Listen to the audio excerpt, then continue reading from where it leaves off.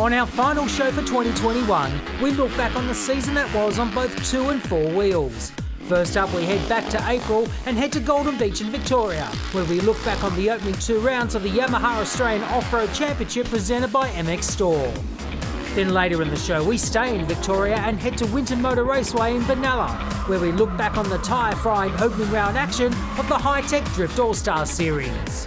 This is Speedweek.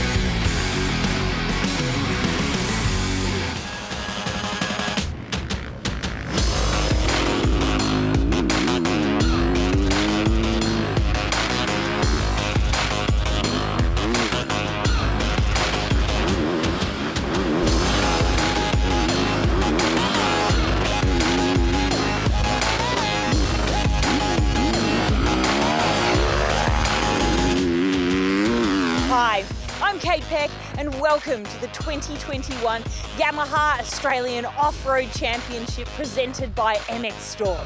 This is the breeding ground for some of the world's greatest off-road racers. Think Toby Price winning the Dakar. Think Jess Gardner winning 6 international 6-day Enduros, and Danielle Milner and Daniel Sanders becoming world endurance outright champions. So let's get you up to AORC speed.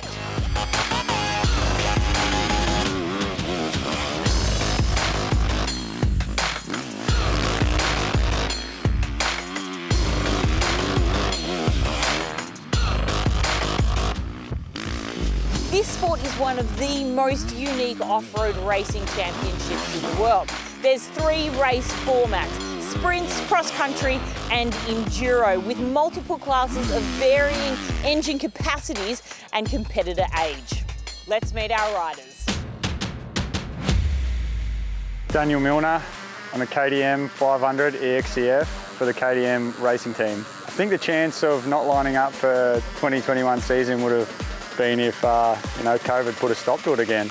I think no matter what, I was making sure I was going to be here on the start line and feeling fit and ready to go. I'm John Rinders. I ride a Sherco 300 for the Motor Pirelli Sherco off-road racing team. Pretty much through COVID. I was just wanting to go racing, so I was just sitting at home waiting for the call to go racing. When the call came to say we're going back AORC racing, I was prepared and I couldn't wait to get back here. I love the sport and it's really good. I'm Joshua Green. I ride a Yamaha WRF 450 for Shop Yamaha. Yeah, for 2021, we weren't sure if, the whole COVID situation went down last year. We weren't sure if we were going to go racing this year, but everything's pulled together and here we are at round 1, so super exciting. I'm Todd Waters and I ride a Husqvarna FE 450 for the factory Husqvarna racing team. So COVID was a big issue for us, but regardless of what happened, I come to race the AORC in 2019 to get some experience, and that's what I was doing regardless. I was coming to race it. It's something that I wanted to do myself. It's super cool that I've landed on the factory team for this year to give the championship a go. Hi, I'm Mason Simmons. I'm riding a Gas EC 250F for the Gas racing team. I was always going to be lining up for the 2021 season. Been looking forward to this one for a long time now. It's been well over a year off, so we're excited to go racing. Hey, my name's Luke Stark. I ride a Yamaha WR250F and I race for the Shop Yamaha Enduro racing team. Yeah, after the year of COVID, obviously a lot of us had to go get some jobs to pay the bills and stuff like that. But once the racing season got secured again, my spot at Yamaha was secured, and we're all keen to go racing. Hi, I'm Jess Gardner. I ride a Yamaha WR250F for the Yamaha MXStore Ballads Off-Road team. No, I was definitely coming to the AORC this year. It's one of my favourite events in Australia. It's a really good series and I love to be a part of it, so I was definitely coming back this year to try and defend my title. Hi, my name is Melissa Vick. I ride a CRF 250R for the Honda Factory Racing team. 2020, I was meant to be doing full motocross this season under the guidance of my team manager Yuri Konski in preparation for my 2022 season. So I wasn't meant to be racing any off-roads, but I got convinced by Hannah and my partner Andy. They roped me into it early this year, told me I should really give it a go. So after that, I gave the team a call and we're here, round one, ready to roll. Hi, my name is Emily Carlson and I ride a Yamaha WR250F and I ride for Yamaha Motor Australia. We had a big year off last year because of COVID. It was a bit sad, but yeah, we're all back again and hopefully it stays that way. I was hoping the whole time that we're going to race this year. It was sort of only COVID that could stop me. I was always planning on racing, so it's really nice being back here at the first round. Blake Hollis, I ride Yamaha WR250F and I'm riding for Blue Crew Yamaha racing team. Not after last year, I was pretty keen to get back at it and definitely try and win a championship this year and just improve on everything that I didn't do last year. My name's Sam Brashira and I'm riding a KTM 250 as a privateer. So it's good this year because after coronavirus we didn't really know we were going to race this year, but it's really great that we're able to get this round together, so looking forward to getting back behind it and seeing how we go.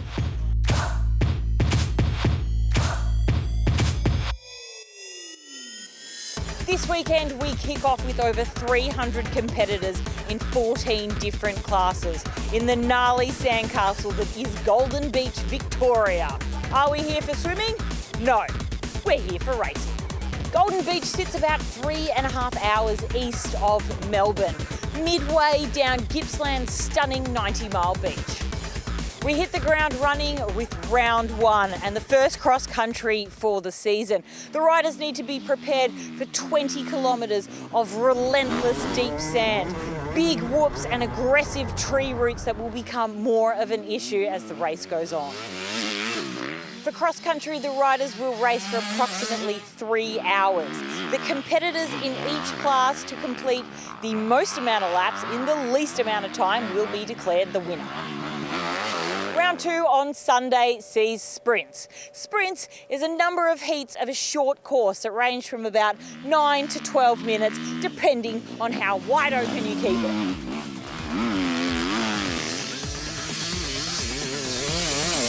"2021 is a fresh start. However, there is much unfinished business from a shortened 2020 season. Rivalries to play out, points to prove, contracts to keep, who's been putting in the hard yards, and the really aggressive training behind the scenes to kick off the season with some silverware. Well, let's go find out.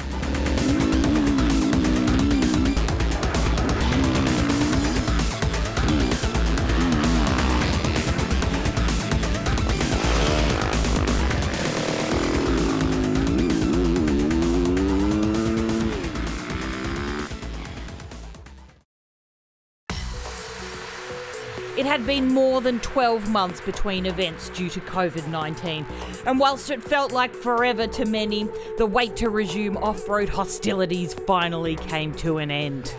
Golden Beach became the opening round of the 2021 championship, following the postponement of Nowra due to bad weather.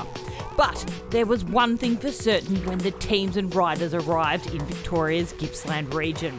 They were thrilled to be back racing. It's been a long time away from racing and I'm excited to get back out there, that's for sure. So it's, it's been too long and it honestly feels like I'm starting to race again. Like it's fresh, I'm a kid again. So I'm probably as excited as I can be and keen to get out there. E2 is always pretty stacked. I think Toddy Waters is definitely going to be probably my biggest threat, but you can't count out anyone else. There's, Michael Driscoll and Gronquist and, Jeremy Carpenter. There's a whole heap there's a couple of young kids in the class too. So, you can never count anyone out. Yeah, definitely. To be racing the Gas EC 250F for the Gas Racing team's awesome, To be the lone rider, you got my own mechanic, got the own truck just for me here, so it's pretty cool and I can't wait to go racing. Let's talk about setup for cross country because you need to approach the race a little bit differently, right? We've got the tank, which is probably the #1 difference. Yeah, definitely. For cross country racing, we usually go to a bigger tank just so we can eliminate at least fuel stops as possible. Can maybe get away with 1 or 2 fuel stops for the whole 3 hours. So if you run a standard tank, you'll have to stop every second or first or second lap, you know what I mean? So That's the only massive difference across country racing is the big tank, and everything else stays pretty similar. Hey Jess, what have we got going on here? There look like some serious straps happening. Yeah, well, I'm just kitting up, ready to race today, and I've got my K8 pod knee braces ready to go, and yeah, we're getting excited, and yeah, the juniors are out there now, and the track's looking amazing, so. And your junior girl who's on your team is doing exceptionally well, Danielle. Yeah, Danielle Mcdonald is flying out there today. She was a little bit nervous heading into it, I guess, as we all are right now. We haven't raced in so long, obviously with COVID, so. One of her main competitors back from motocross last year who's riding really well, Taylor Thompson's out there today, so they've been swapping and changing, so it's been really exciting for us here in the pits as well. The junior cross-country race that was held in the morning of round one gave all the senior teams and riders an idea of how the track conditions were going to play out when they took to the Golden Beach course in the afternoon. And the feedback from their junior counterparts wasn't too promising, with strong winds and dust causing havoc. Following a track inspection by senior riders and officials, event organisers decided to change the race format from the scheduled cross-country route to a 2-lap super sprint, lasting approximately 25 minutes per lap in duration. It will be a lot more safer this way. I was questioning out there on the sight lap, like where I'm actually going to pass people, I'm actually going to see where they are. So as bummed as I am, this will be really good. So how bad was it out there? I mean, it must have been pretty bad for them to change the entire format. Yeah, well, down the back section of the track in the tight trees, it's like a real black sand. So it was really thick, like fog, dust. So I had to come to a complete stop a few times because you literally could not see any of the course. So a lot of riders were stopping for long periods of time to actually see. So quite bad. I know, I was very excited for the cross country. We just went out in the sight lap there and it was super dusty, but I just thought that's what enduro was. So I was like, you know, I need to try and get a good start and try and bomb it out front and get out of the dust. So obviously, you know, there's a lot of different level riders out there, which I was surprised at. There's a lot of, you know, slower riders, so that would have made it quite difficult for us catching up onto those guys with the dust. But man, today, you know, I'm a sand rider. The track's sandy, rough, and I was super keen to see, you know, how I'd stack up against these guys. You know, Milner's, he's raced around the world. He's a world-class racer. We got Greenie. These guys are top riders. They know what they're doing, and I was excited to go against them in 3 hours. It meant a complete change of mindset, not just in bike setup, but in their mentality as they committed to the new layout. How did they fare? We'll find out after the break.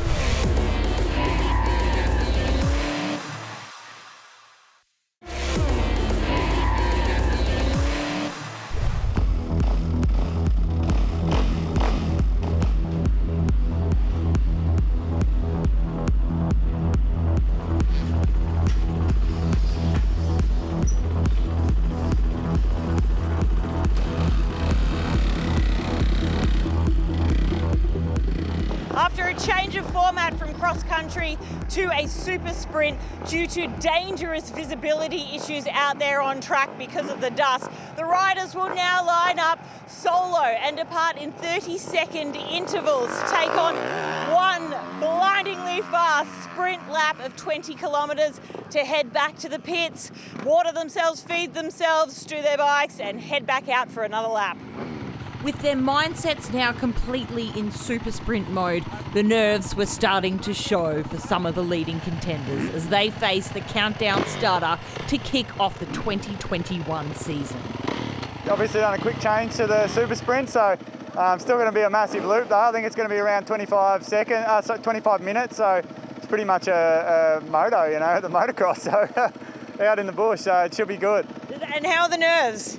Yeah, getting pretty nervous now, yeah, well, but once we get out there and get a few corners in, we should be good, hopefully, so I'm excited and keen to get out there. Greenie, was white a good choice for clothing for this round? I'm going to go with no.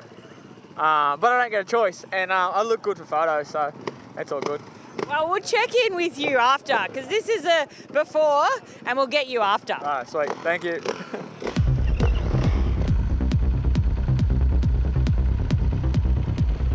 The favourite and AORC's very own world champ, KTM's Danielle Milner kicked off the opening round of the season in the E3 class like a bat out of hell, dominating the 12-bike field across the 220k laps.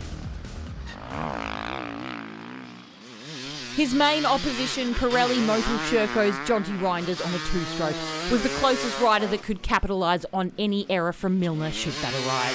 However, this was not to be. And after the opening lap, Milner had a gap of 1 minute 57 seconds over Reinders and extended that gap on lap 2, eventually winning Class E3 by over 4 minutes 41 seconds. Maintaining a 1 minute 46 second gap in third place, newly returned after a shocking back injury, number 93 Thomas McCormack stayed trouble-free to come home third in the class on his KTM 500. Yeah, pretty excited about it. Just stoked to be out here racing, and we had a clean day and didn't really put any mistakes on. Just rode a smooth race and made sure that we came out swinging. Picked up where you left off last year, so I feel like you've got still a bit of bee in your bonnet after 2019 loss. Yeah, for sure, definitely. Sitting on the couch at home thinking about it all year wasn't a fun time. So we picked up where we left off and pretty excited to do so. And got some good sponsors that have helped me get here and work hard over the off season. So it's made it that bit exciting straight away coming out with a win. Yeah, my day obviously didn't go to plan as such, but we're happy to be second in the E3 class, but a few crashes that held us back in the outright results today, so hopefully we can clean those mistakes up for tomorrow and come out firing. And tell me about the crashes. Yeah, so sort of just, it's pretty gnarly out there and just got a bit excited down one of the straights and ended up getting thrown over the handlebars, but we're all in one piece and yeah, that's the main thing. The always exciting tight battles of the E2 class kicked off. Shop Yamaha's Josh Green, Husqvarna's Todd Waters and Yamaha Blue Crew's Michael Driscoll duking it out for the top honours. Despite Green's flying start, Waters took command of the class lead and opened up a modestly comfortable gap of 16 seconds, with Driscoll a further 10 seconds of drift. Yeah, first super sprint, 30 minutes. I'm used to doing 30-minute motos around a 2-minute lap, so having a lap that's 30 minutes long and different the whole way is it's very difficult to sprint actually because you don't know where you're going. So I found that very different for me. Also, there's a little bit of, I went off in P3, so caught up to one of the guys in front and got some dust down the back. So I'm hoping that, this one I'll start P2 and I can try and get a clear run and give myself a bit closer to Milner. How was the dust out there? Yeah, well, like I said, I was P3 and going down into the trees where there wasn't much wind flow. It was very dusty, it was quite dusty, so I can understand why they called it off. When I come through back, I was like, this is enduro. I thought that's what they did. But it would have been very dangerous. So, the call was made and it was a right call to make. So, we'll have some fun doing some sprints. Despite Waters' relaxed attitude after the opening lap of the race, there was no time to relax when the trio resumed their battle for lap 2. With everything to gain and nothing to lose, Green went all out to reel in the Husqvarna, finishing the second lap first across the line by 2 seconds. But it wasn't enough to close the gap. Waters came home with the candy. 13.5 seconds clear of Green, with Driscoll claiming third overall in the class, a further 51 seconds adrift. Well, actually, we didn't work that hard because I thought it was going to be a three-hour race. So we got cut short. But in saying that, a 30-minute sprint is 25, I should say. It's a long time. That's something that's new for me. So I just tried to get in a bit of a groove and not make some mistakes. That's probably the most challenging thing out there. Is first one I caught up to some dust, and that was new for me because motocross is it's all groomed and nice, and so it's definitely new for me. But got to give it up to the Husqvarna team.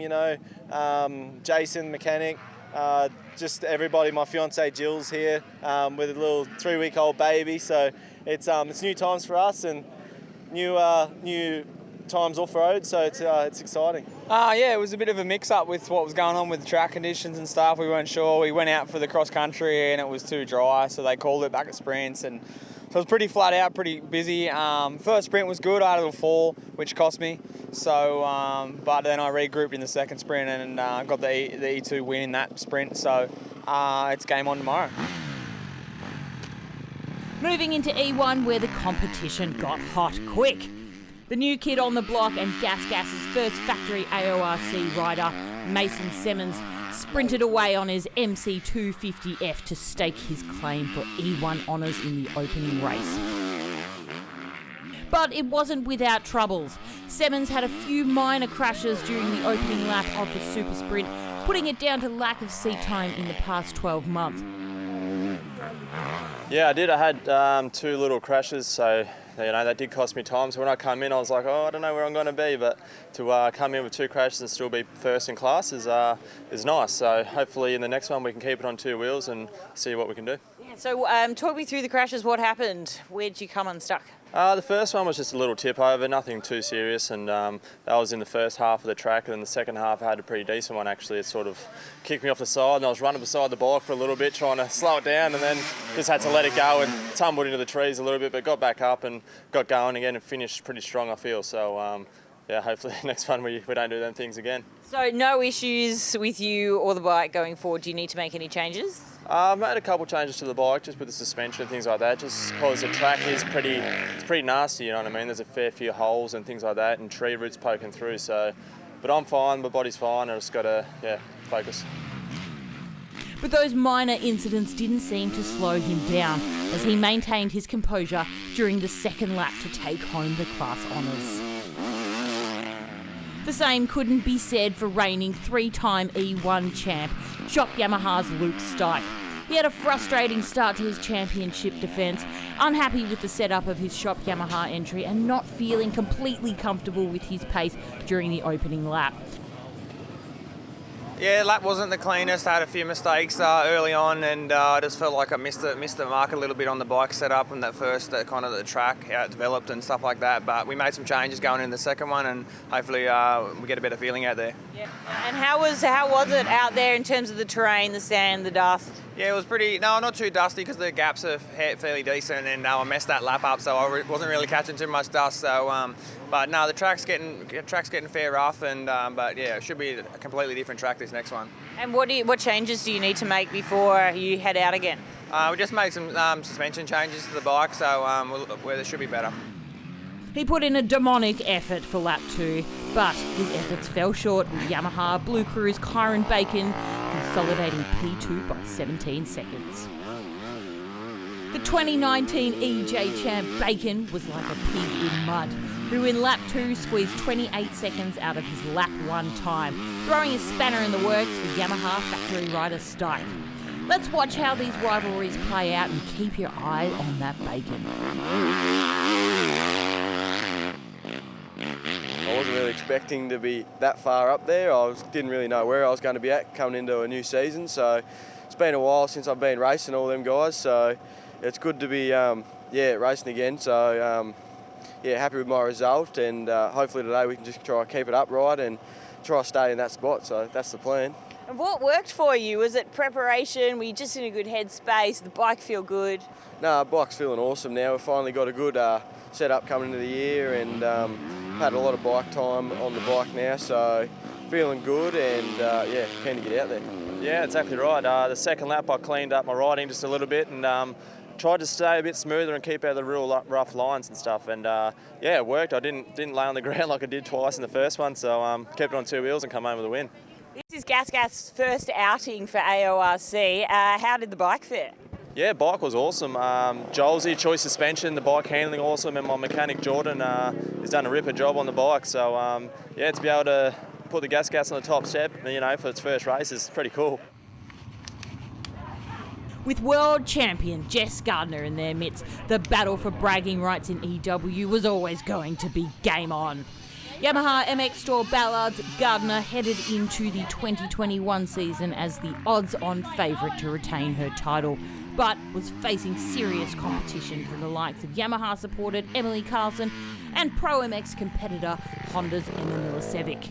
Milicevic is planning a limited AORC campaign in 2 Penrite Pro MX's championship event clashes, so the factory Honda rider had to go full tilt to keep it within range of the reigning champ. Gardner was already having a busy weekend.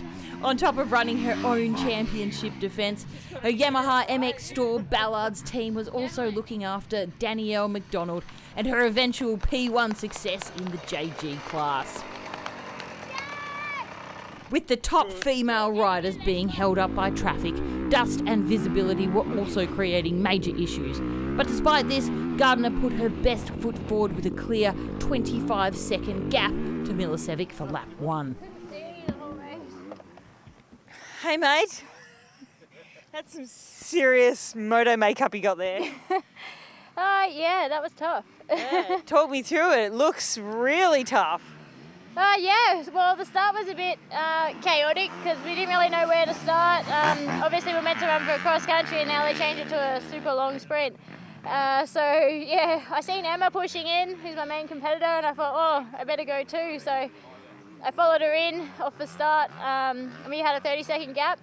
But before I knew it, I was right behind her, and then we got into the dusty section, as you can see. And then I just couldn't see, so I had to keep dropping back. And then when it wasn't dusty, I'd catch back up, and then it was dusty, and I was, yeah, pretty much chasing my tail the whole race. Yeah, and how are you feeling? Pretty good considering. I was getting a little bit tired towards the end there because it's quite rough out there after the juniors race all day and the pros are out there. So I think I just did about 2,000 squats in that thing. So, but I'm feeling pretty good considering. I thought I would be arm pumped, but yeah, I feel good. So fingers crossed for the next one. Probably top 3. I didn't have the best run then. I was made a lot of mistakes out on track. I had a few close moments and lost a lot of time. So I'm not exactly sure right now. So hoping for top 3.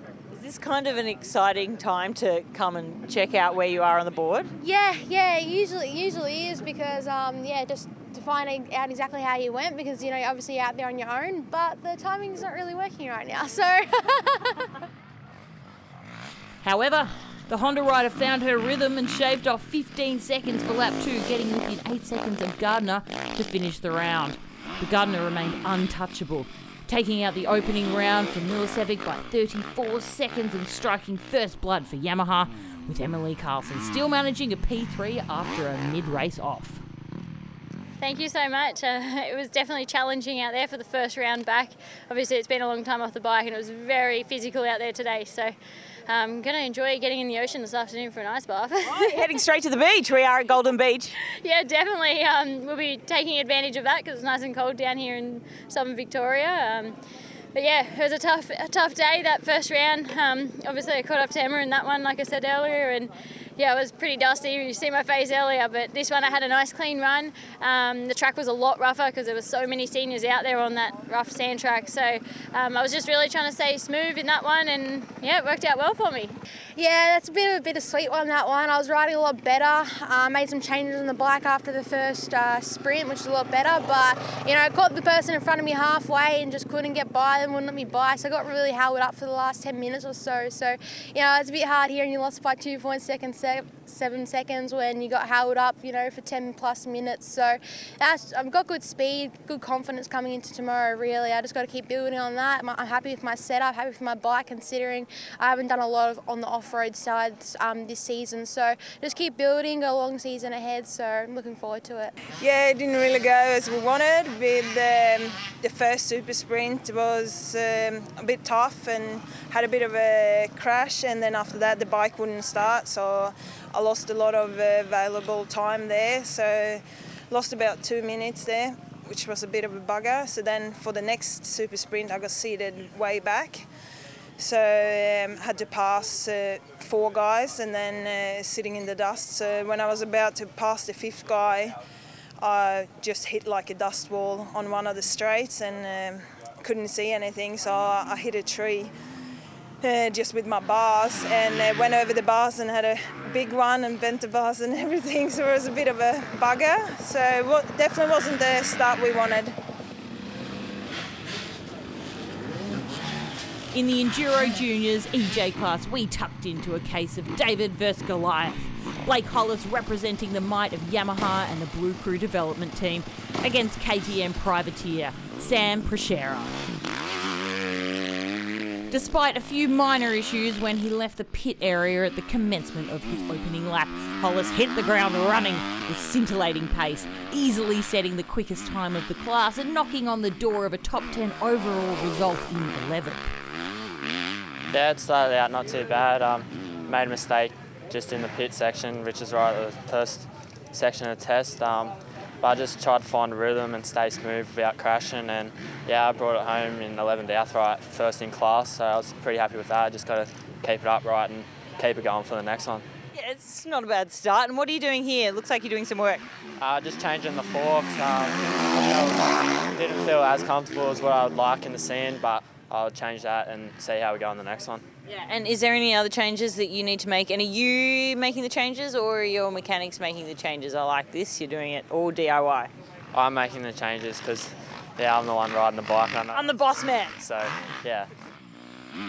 Hollis crossed the round one finish line in dominant fashion ahead of Prashera, who was just under 48 seconds further behind, with Kaito Stevens taking third place honours for the True Painting team. The sun sets on a wild day of punishing and relentless deep sand. 2 gruelling super sprint laps that separated who put down the pies after COVID and who didn't miss a beat. There were some good luck stories and there were some heartbreaks. But that is off-road racing, and sometimes it's a brutal game of luck. No rest for the wicked though, because though they might be tired and weary after round one, they have to do it all again the next day, with sprint racing for round 2.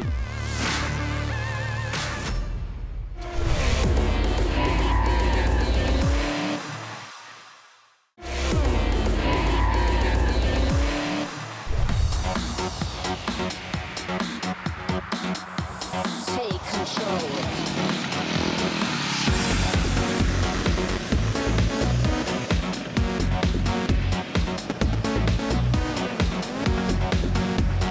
This morning the sun rose on some very sore and weary but excited and energised bodies. A rude reminder as to just how tough this sport is on body and bike. Round 1 super sprint saw Danielle Milner take out the best overall time with 48 minutes and 27 seconds. Followed closely by the new kid on the AORC block, Todd Waters, the reigning MX1 champ, with 1 minute and 36 seconds behind. The EW class was closely contested, with Emma Milicevic of Honda Factory Racing only 8 seconds behind Jess Gardner on her Yamaha. But there's no rest for the wicked, and today we do not slow down with round 2, sprints. With the first round nerves now out of everybody's system, the focus shifted to what lay ahead for round 2. For the E1, E2, E3 and EJ classes, they would do 5 laps on the Yamaha WR450F layout, whilst the EW would do 1 lap extra on the MXStore Ballards layout. With little margin for error in terms of time and physical endurance, the main protagonists through our classes all shared an air of optimism on what lay ahead. Yeah, fitness-wise, I feel pretty good. I haven't blistered. Obviously, we just shy of an hour's riding yesterday, so it wasn't too big. But the diabetes, it was a bit hard actually, because we obviously prepared for a 3-hour, and then with the dust, they called it short for they turned it into a super sprint. So I was prepared for a 3-hour and carb loading and everything before we went out to make sure that I could sustain my sugar levels at a good level that I could race the whole 3 hours. So once we didn't do that and we came in and had a rest for a while, my sugar levels went sky high. So was kind of chasing it with insulin there for a fair bit, but we got it as good as we can for what we were dealing with, and feeling pretty strong and ready to go for today. Yeah, not too bad actually. A little bit stiff, but we just done a little bit of a warm up, and it seems like it's pretty good now. Any blisters or anything? Any rubbing of knee pads or? No, it's all good. It's all good, ready to go. I'm looking forward to rebounding from a not so bad day yesterday, but looking to get a better result today. Well, I always try to go in similar, I'm always trying to go in the same intensity no matter the duration of the race, but today it is a shorter race, it's only 10 minutes, so you really got to charge hard the whole way because there's no room for error, or as soon as you slack off you'll be seeing it in your time, so yeah, just really trying to charge the whole way through. And did you get to go to the beach for a swim last night? No, I actually didn't. I really wanted to, but I decided to go walk the track, and I ended up being out there till dark. It ended up being a lot longer than I thought it was out there. I thought it was 4 or 5K, it ended up being 7, so I ended up walking in the dark, and some of the boys from the Cooey Rup Club were nice enough to give me a bit of a lift back, but I was out in the bush somewhere. As the field lined up ready to sprint off for round 2, an interested spectator was watching intently from the sidelines as he returned to the series that kicked off his international off-road odyssey. I'm with 5-time AORC champ Daniel Sanders, aka Chucky. This is kind of where it all started for you, right? Yeah, it is. This is where my roots were grown here in the off-road championship here in Australia and Victoria as well on this property. So it's really cool to come back down here and watch the kids go around and also the big bikes rip it up. But I would love to be out here, but I'm here watching and supporting, so it's really good fun.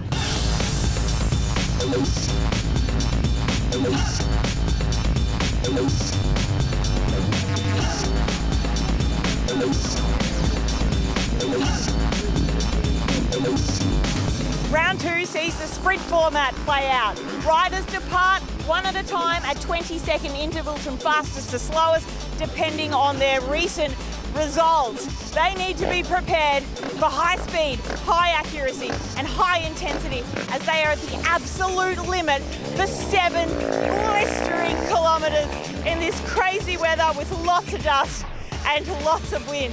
They'll then finish, return to the pits for 30 minutes, recharge, refresh, rehydrate, refuel, and head on out back for another lap.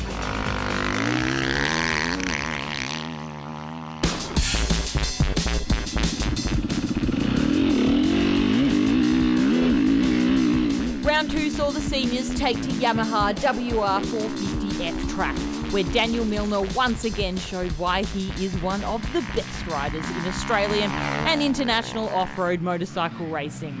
Having showed complete domination in the opening round just the day before, Milner quickly tore up the Golden Beach course, swiftly showing Jonty Reinders and Thomas McCormack of E3 only one podium step would suffice, and that's the top one.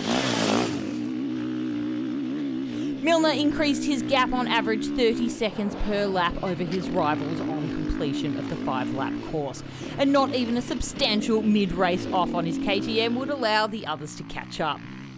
The final wash-up saw Milner complete the 5-lap sprint in 42 minutes 10 seconds, 2 minutes 23 seconds clear of Reinders, and 4 minutes 12 seconds clear of McCormack.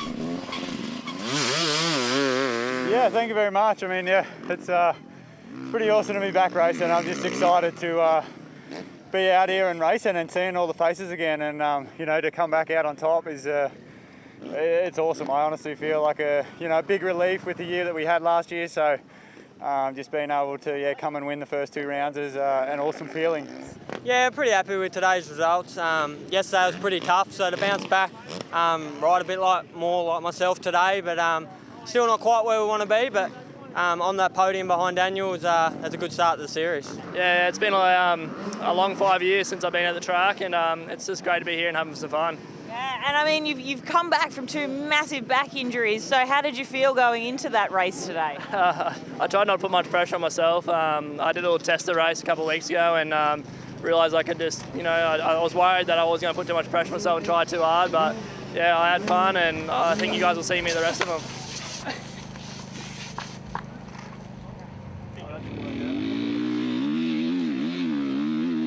The change of format for round 2 seemed more to the liking of Husqvarna's Todd Waters.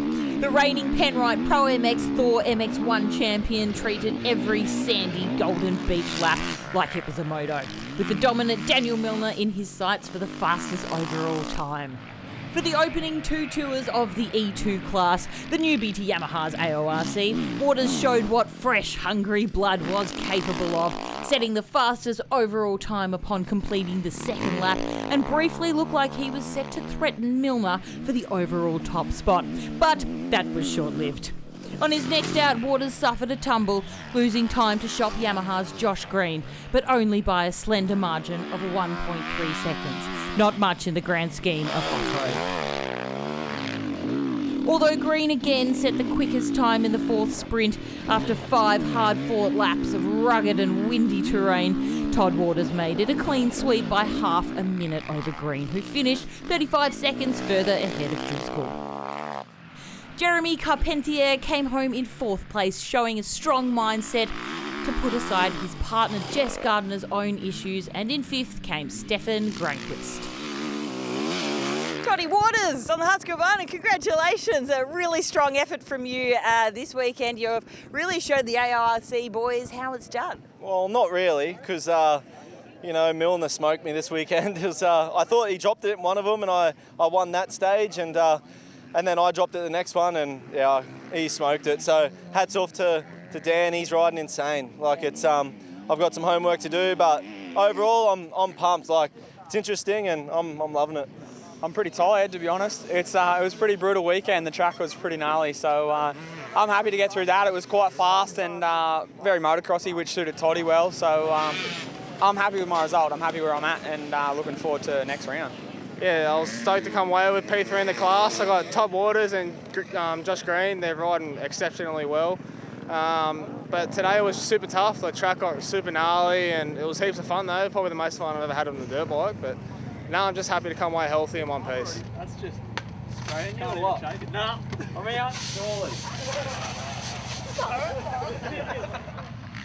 After storming up through the field in round one to finish 6th overall and 2nd in class, Yamaha Blue Crew's Kyron Bacon was in a good place to challenge round one winner Mason Semmons. The pair were also gunning it for manufacturer glory, Bacon for Yamaha and Semmons for Gas, so everything was at stake.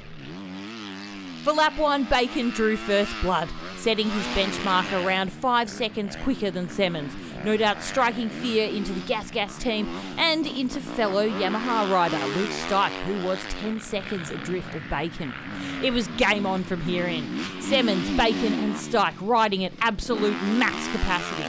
So much so that on the last corner of lap 3, Bacon hit a rough bump at full pelt, which sent him and his Yamaha YZ250F on a Luna Park ride. Luckily uninjured and not missing a beat, he eventually found his bent wheels and limped to the finish line.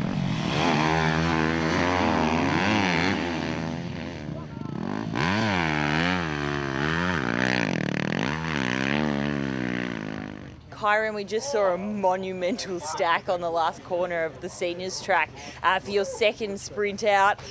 What happened?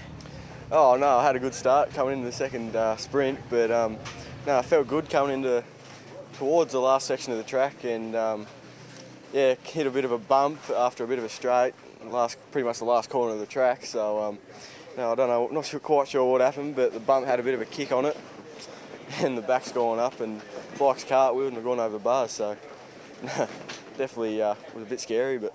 Yeah, it was full on because I was standing right there, and my cameraman described you as a demented mole trying to find your bike after, because there was just so much dust. Yeah, for sure. Getting back up after, I wasn't really sure where I was, to be honest, but it was, yeah. Right, now let's yeah, exactly. We're glad that you're safe, but we want to look at your tyre as well, because you've changed it. Yeah. You've done a good job. Definitely not going back on the bike, that's for sure. No. But, But didn't blow any spokes? Nah. Surprisingly, none of the spokes have fallen off. It's just there. Semmons took home the class honours and 3rd overall, capping off a strong weekend for Gas. Despite the mid-race crash, Bacon salvaged a strong 2nd in Class 1 for Yamaha, with Luke Stike making it 2 Yamahas in the top 3. Corey Hammond and William Price completed the top 5. Mason Semmons, get some water down, I reckon, because you are sweating it like no other. You're on the gas. What an amazing initial start with your campaign with the team. Yeah, absolutely. not a better way to start the season than with a 1-1. So, you know, I'm super pumped. The team's done an awesome job, and I feel very comfortable. So, it's just awesome to be back racing. I can't wait to keep pushing forward. Track was brutal, but managed to stay on them last few tests, which is good. But yeah, stoked. Now, you must be really, really happy considering the monumental stack, which really did bend up your bike a bit. Your mental space going back into that last lap, how was it? No, I kind of felt pretty good. Like I wasn't really, yeah, I felt pretty good coming into the last one. Just had a fresh mind and just tried to finish. That was the main goal, but yeah, achieved that. So on to the next round. Bit of a bad start to the championship, but it's not the worst start I've ever had. So we're looking forward to the bit of a break we're having between the next round and building off what we had today. And obviously expecting it to be a lot better.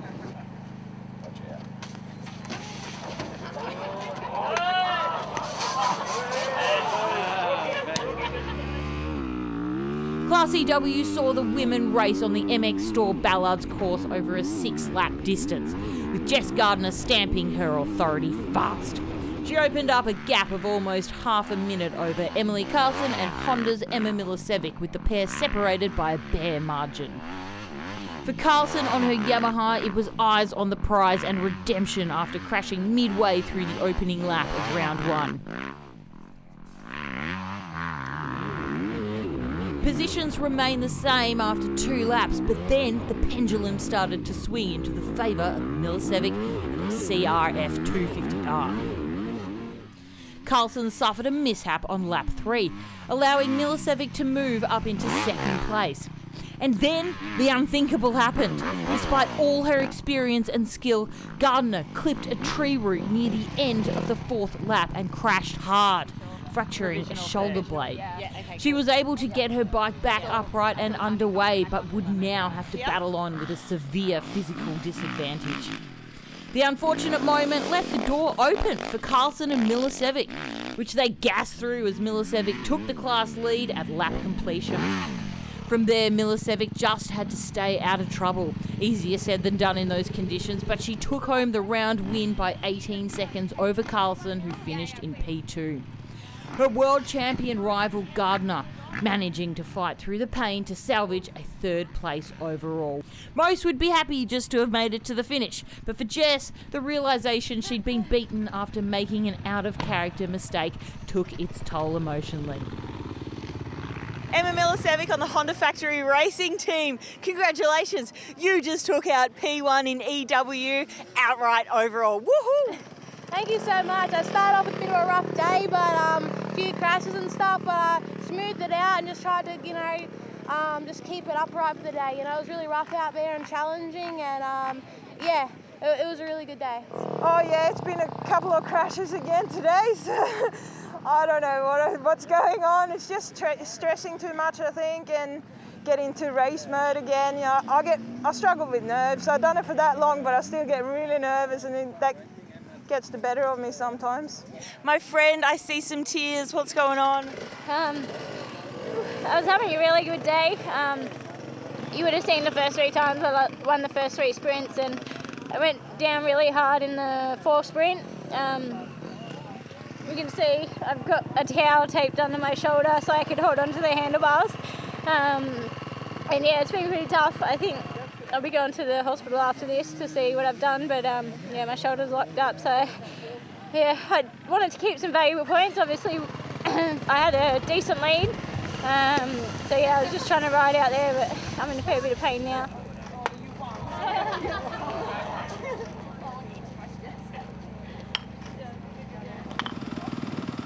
And finally, the EJ class, kicking off with Blake Hollis in extremely strong form after dominating the round 1 super sprint format. But round 2 was a completely different story, as Sam Prashera turned the tables on his more fancied factory Yamaha Blue Crew rival and claimed a win for the privateers. The KTM 250 rider found this format suited his style and his bike and kept it wide open with smart, fast riding every lap. Hollis was unable to offer much in retaliation.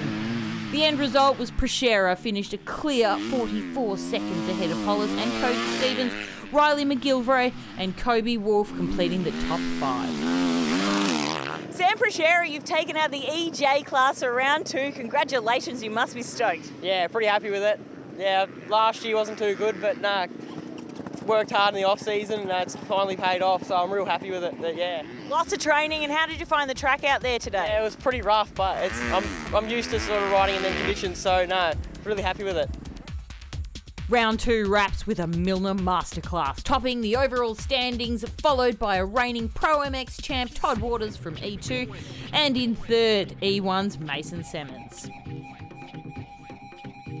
Daniel Milner sits atop of the E3 standings on 50 points, 6 clear of Jonty Reinders in second, and 10 clear of Thomas McCormack in third. Todd Waters, Josh Green and Michael Driscoll completed the top 3 in the E2 standings, with Jeremy Carpentier, Stefan Grunquist and Thomas Mason all tied for 4th place. In the E1 standings, Mason Semmons leads the way on his gas ahead of the Yamaha pair of Kyron Bacon and Luke Stike.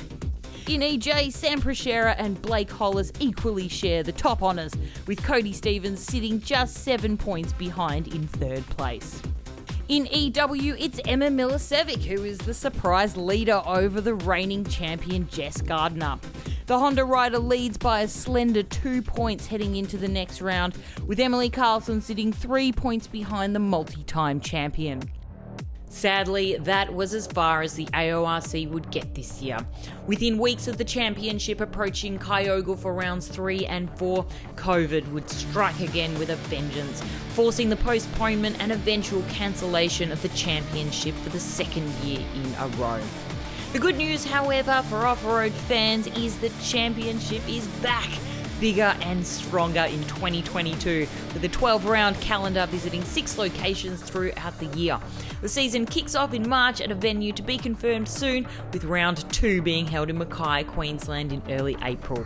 The series then traverses to New South Wales for rounds in Kyogle and Nowra mid-year, before rounding it out in Kingston, South Australia, and Wynyard in beautiful Tasmania.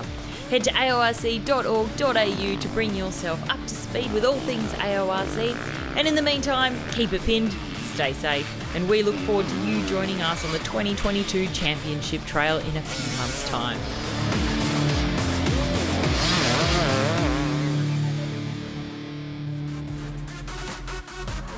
Coming up after the break, we look back on the opening round of this year's High Tech Drift All-Star Series from Winton Motor Raceway.